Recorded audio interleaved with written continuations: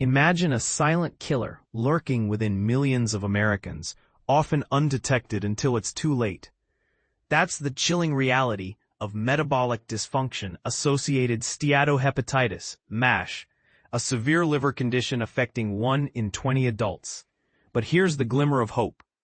The recent FDA approval of Wegovy, semaglutide, as the first GLP-1 therapy for MASH marks a historic turning point in our battle against this deadly disease.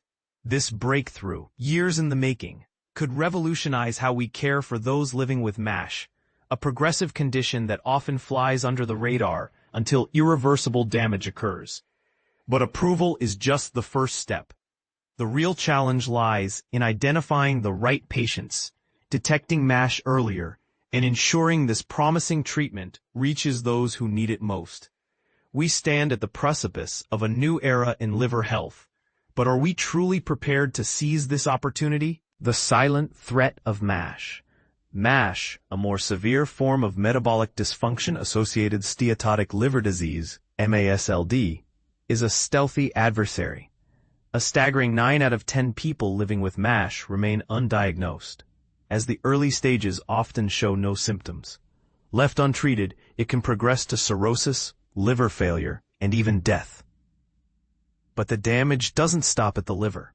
MASH doubles the risk of heart attack or stroke, and triples the likelihood of developing type 2 diabetes. This is where Wegovy's approval becomes even more significant. It's not just about treating liver disease, it's about addressing a key driver of metabolic dysfunction. Liver health, the missing piece in metabolic care. For too long, liver disease has been viewed as a separate issue, confined to the realm of hepatology. However, this perspective is outdated. The liver isn't just a passive victim of metabolic disease, it's an active participant. Liver dysfunction can precede obvious metabolic symptoms, even in individuals with a normal BMI. Yet many healthcare providers focus solely on A1C, blood pressure, and lipid panels, neglecting liver health altogether. This disconnect must end.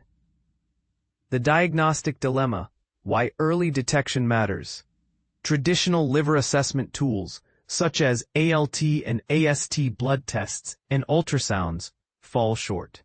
Up to 80% of MASLD patients and nearly 60% of MASH patients exhibit normal ALT levels, while conventional ultrasounds miss almost 40% of mild cases, particularly in those with lower BMI or fewer metabolic risk factors.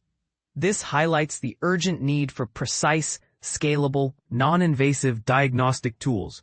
Point-of-care technologies can provide quick, painless, and accurate assessments of liver fat and fibrosis, enabling early intervention and personalized care. Bringing liver health to the forefront. Wegovy's approval for MASH isn't just a regulatory milestone. It's a wake-up call to reevaluate how we approach metabolic health. Liver disease must become an integral part of routine metabolic care, not an afterthought. This shift requires integrating liver health assessments into cardiometabolic care protocols, normalizing non-invasive liver evaluations for patients with metabolic risk factors, educating both providers and patients about the strong link between steatotic liver disease and cardiovascular and type 2 diabetes risks, investing in cost-effective, scalable tools that provide instant, actionable data at the point of care. A new paradigm for metabolic care. The approval of Wegovy for MASH is more than a treatment advancement. It's a catalyst for transforming our understanding of metabolic risk. By making liver health a routine component of metabolic care, we can improve outcomes for MASH patients and beyond. But this requires commitment and action. We have the tools, the evidence, and now a promising therapy. The question is, will we use them effectively?